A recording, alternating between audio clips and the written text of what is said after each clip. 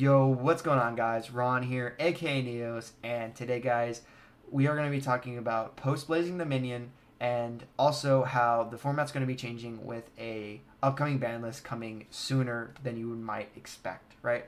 So before we get into the video, obviously, like, comment, subscribe, hit that post notification bell down below. That way you know when I post more content, and it really does help out the channel. So I'm gonna go ahead and pull up my deck list that I've been playing, and then we're going to talk about post Blazing the Minion, like I said, and how a lot of things are going to be changing and how you can better prepare, and giving some like examples in the deck here, right? So obviously we all know Cool Toon's going to be best deck, right, by far. There's no question about it, right?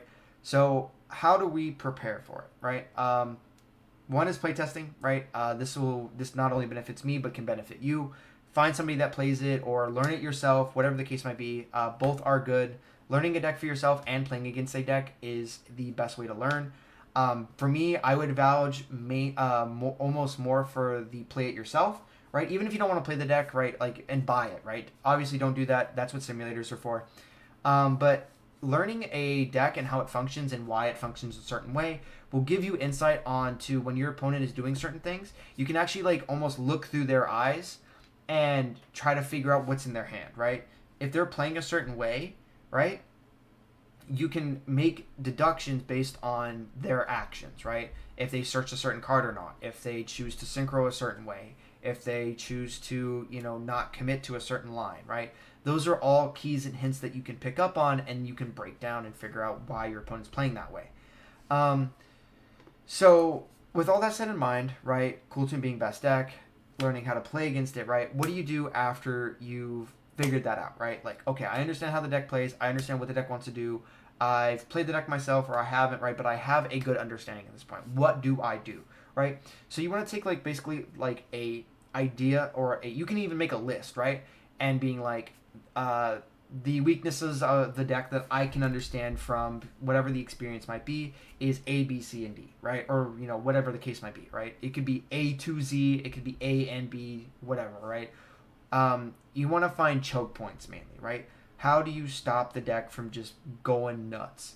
To be honest, Droll is going to be really good, right? Them going for like this into for them going for like Mix or Rico into searching like Rotary, right?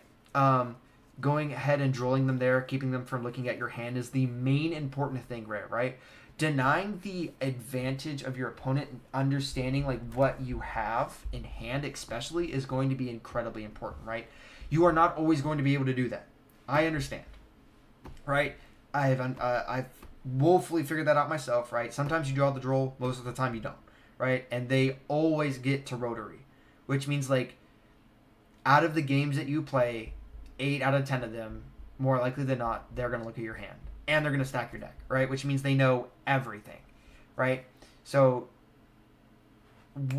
what we have a problem, right? So we want to solve that problem. Our opponent knows what we're playing, right? They're gonna know what deck we're on. Basically, they're gonna know what our top deck is, so there's no surprises. How do we fix that? Well, you need to play broken cards. Pretty self-explanatory, right? Easier said than fully figured out, right? So, what do we mean by broken cards? We want cards that are broken specifically in key parts and interactions, right?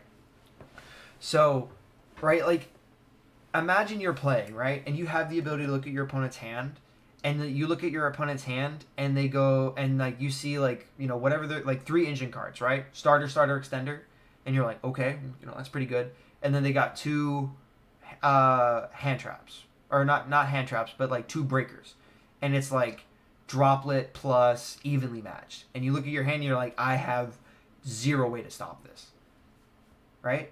Like, what do they do? Right? Or they go like, oh man, right? Like, how am I gonna stop this? Like, there's so much to be scared of, right? X, Y, and Z, whatever the case might be.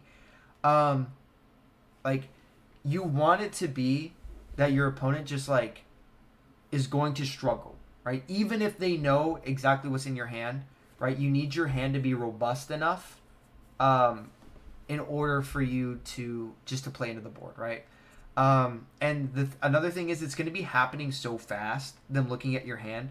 Like, you're probably still going to have non-engine in hand to interact with them. Ash Blossom, Imperm, Valor, whatever the case might be, right? There's going to be, it's going to be just the case of like, dang, man, like, what do I do? It's just going to be how it is. I'm going to be honest. It is what it is kind of thing. So, you know, coming to that problem, we need to fix it. The best way to fix it, like I said, is playing broken cards. Fenrir is a broken card. This card is free special summon. The special summon is not once per turn.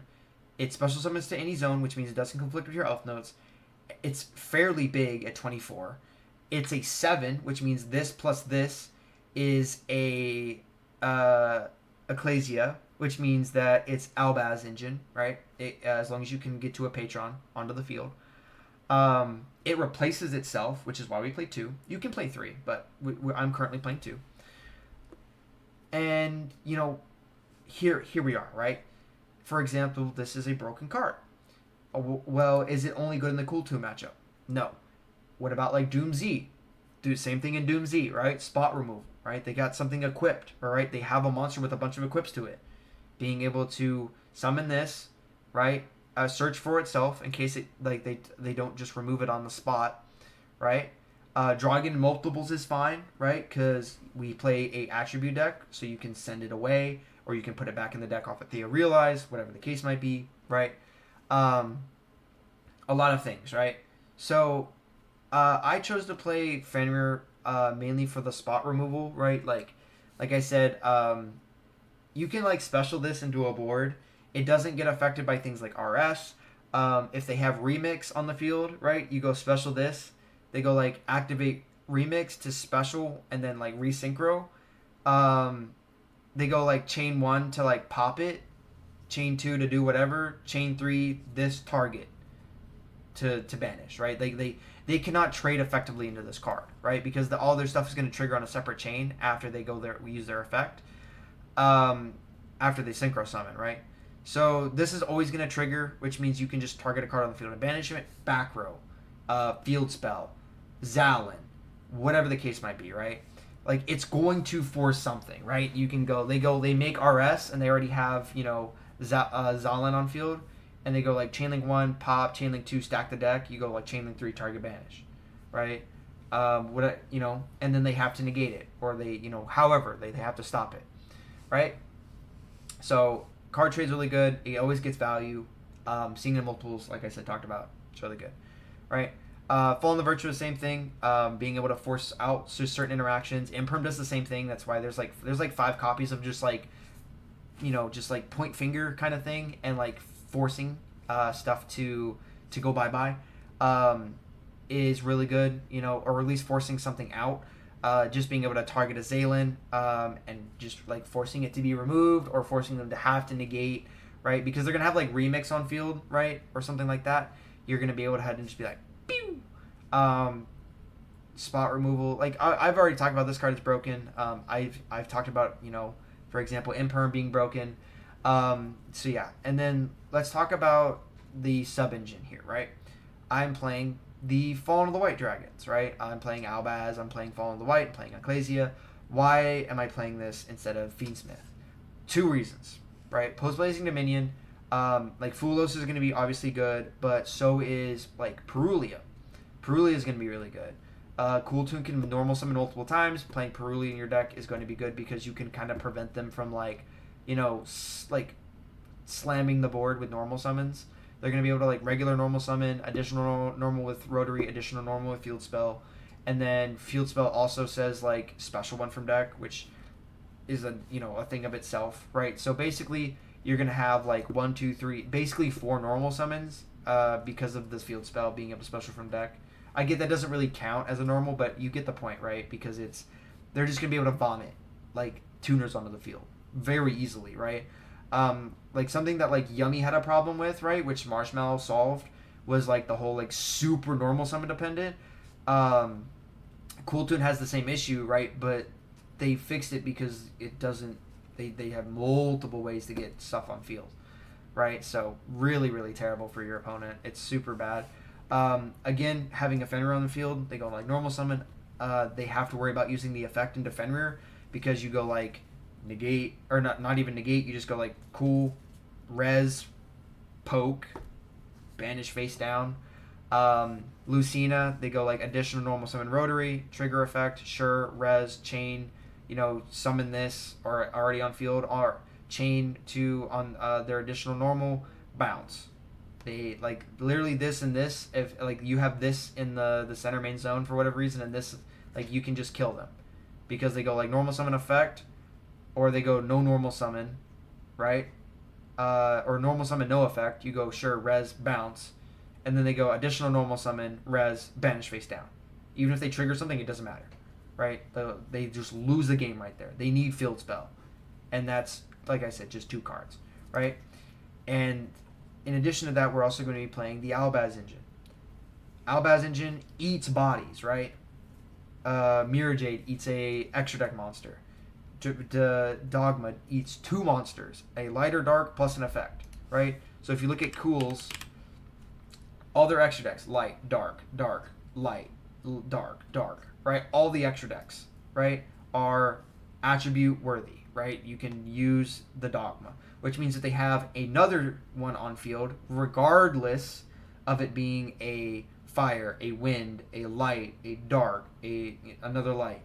You can eat it with the Albaz, which means if they don't stop Albaz, it either says remove 2 bodies for free, shuffle back engine, or shuffle something out of their graveyard, right? To for whatever reason you might need to, or eat a body, and I dare you to put something else on the field because I'm gonna banish that motherfucker, right?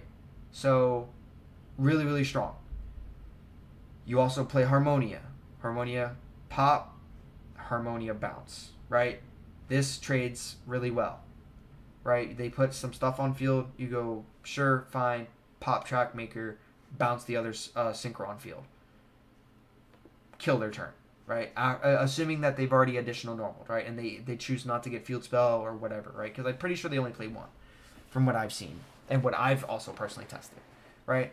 So all of this said and done, right? This is the reason I'm playing this deck, and why I think it's going to be super good into Cool Tune. It's very underrated.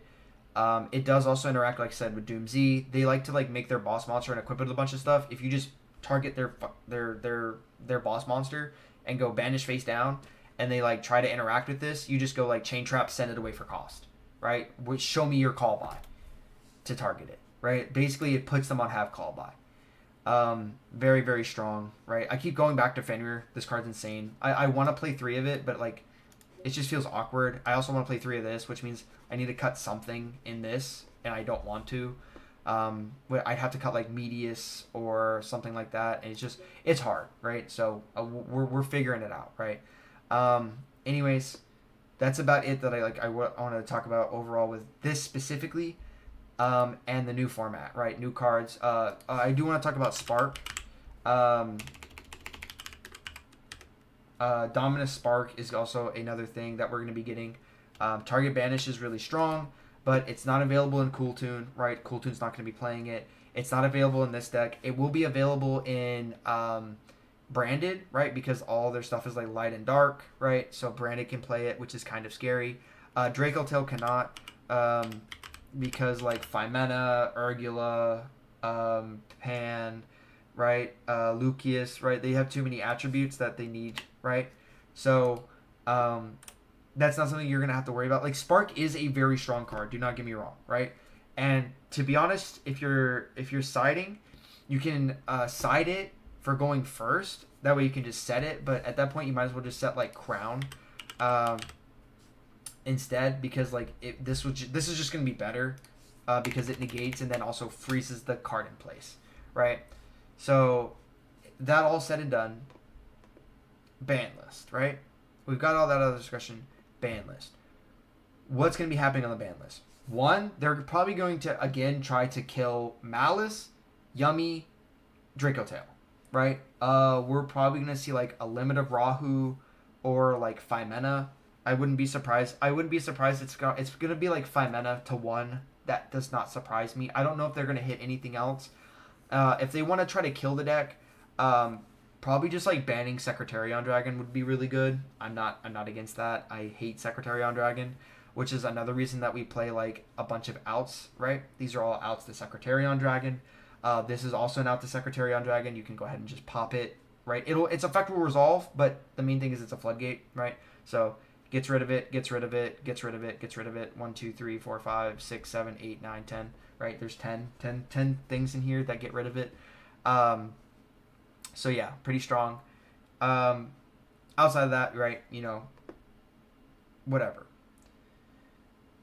Again with the ban list, Draco Tail, Yummy. What else? They might hit Albaz. I wouldn't be surprised if this maybe got hit to like 1 or whatever, or 2. I wouldn't be surprised they hit it to 2, just to see. But the Fiendsmith engine, right? I chose not to play Fiendsmith engine. It doesn't play as well into Fulos, right? This engine plays better, right? You can go like, you can do other stuff. Your opponent goes Fulos, and you're like, okay. You can literally go like this, dump for cost, summon Ecclesia, give them another draw, or give them a draw. End phase, set, Fallen the Virtuous. You now, for giving them 1 draw, you have Threaten to Fuse and Pop. So 2 for 1, right? Or Special Summon, right? You can also Special Summon if you have a Ecclesia monster out of your field or graveyard, right? This is going to be on your field or graveyard because you're going to go like effect. More likely than not, you're going to use this effect first. Even if you don't, it doesn't matter. You're going to have the opportunity to Special Summon. This is also really strong because you can special stuff back like Seraphim, Crystal Wing, Chaos Angel, right? Even if like they out like your Mirror Jade, right? Being able to special back like a Mirror Jade, anything, right? There's a bunch of cards in here that you can go target, special summon, and they're a huge threat. Fenrir, special back Fenrir, etc. It's a lot, right? So this just gives you the advantage into not only the Mulch armies, but also DDD Wave Hiking Caesar. I would not be surprised if it gets banned. That card is incredibly powerful. It's not once per turn. It's not once per chain. It negates activation. It also destroys.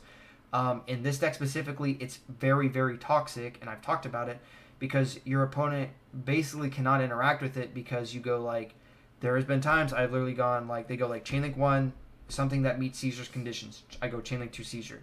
They go Chainlink 3, something that can be negated by Caesar, and I'm like, oh, I'm about to get hit by Droplet. Chainlink 4 Caesar. Show me a trap card. Like, show me Chain Droplet, send something plus trap card. Or send the 2 on field plus trap card. Because otherwise you lose. They go Chain like Droplet, sending the 2 cards that they activated, right? No trap. Cool. Chain trap card target. Show me a Bell, show me something, right? And even if like they have Bell, more likely than not I have Crystal Wing up.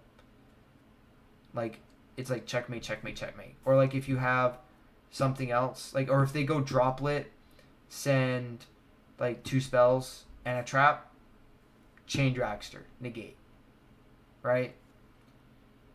That card is incredibly broken, right? It's probably going to get banned. I would not be surprised. So this is in preparation of it. I'm going to expect it to be banned. Even if not, I'm probably not going to play the Fiendsmith stuff because y'all already know I love Fiendsmith, but I don't think it's quite enough, to be honest. So that's all said and done. Everything I wanted to talk about is basically, said and done. There is one more thing, right? So I've been testing this part of the engine, or this version of the engine. I've come across a new tech card that I found just like scouring the list and trying to figure stuff out.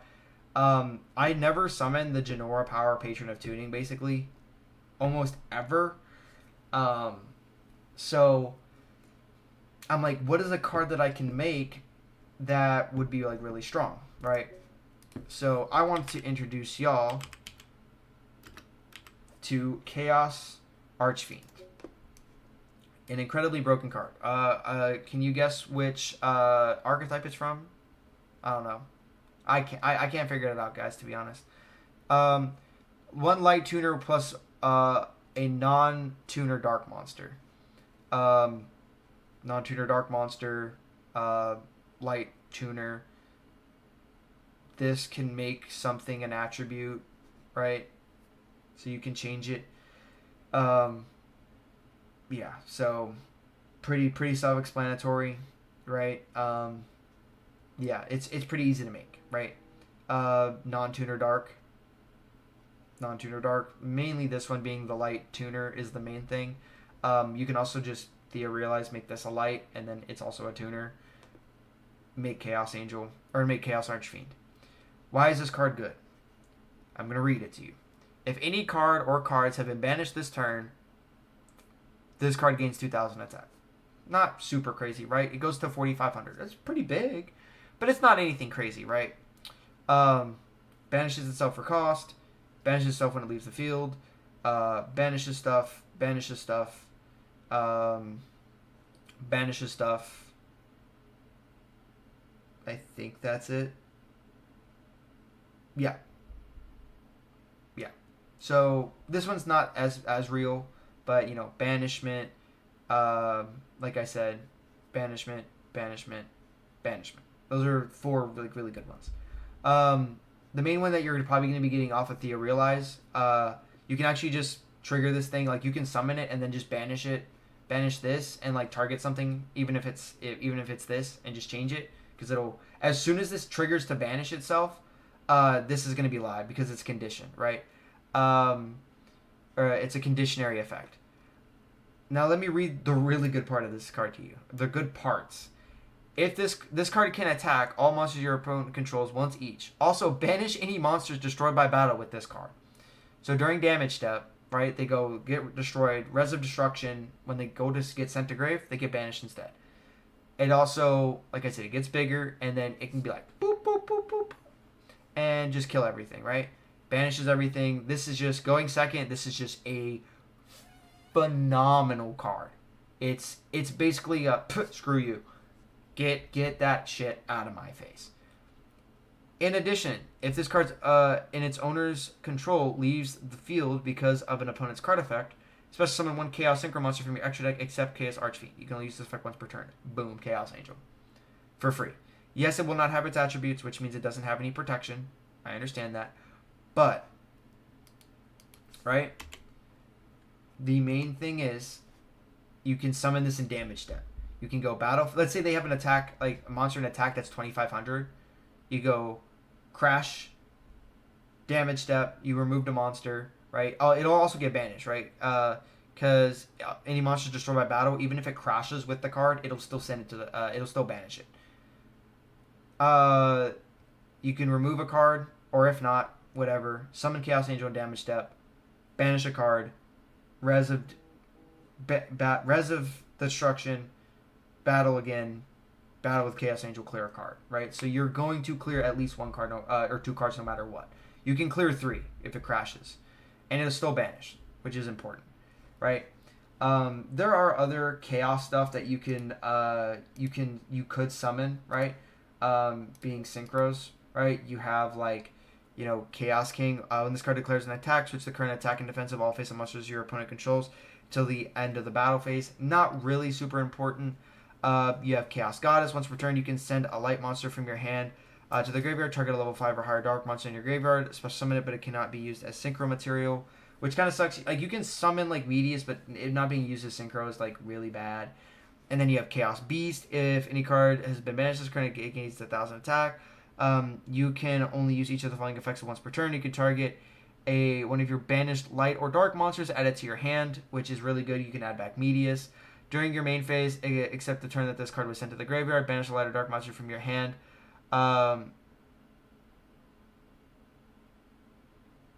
the main phase, banish one light or dark monster from your hand and or graveyard, except this card, special summon this card from the graveyard, right? Like, it's a decent card. It can go up to 3,000. The thing is, like, space is kind of a problem, so these are all really good cards. This one probably would be the best because you can just be like, Medius back to hand, pretty good. So yeah, or even like you could still be like this, summon back Medius, summon out this, which is fine, but like this doesn't do anything because we're not playing Genora. So, anyways, that's everything I wanted to talk about. I hope that was enlightening. I really wanted to talk about like the new format, everything else, etc., etc. You know how it is. Anyways, guys, I really do hope that y'all enjoyed. If y'all did, please don't forget, like, comment, subscribe. Hit that notification bell down below. That way you know when I post my next video and it does help out the channel. And I will catch y'all in the next one, guys. Peace.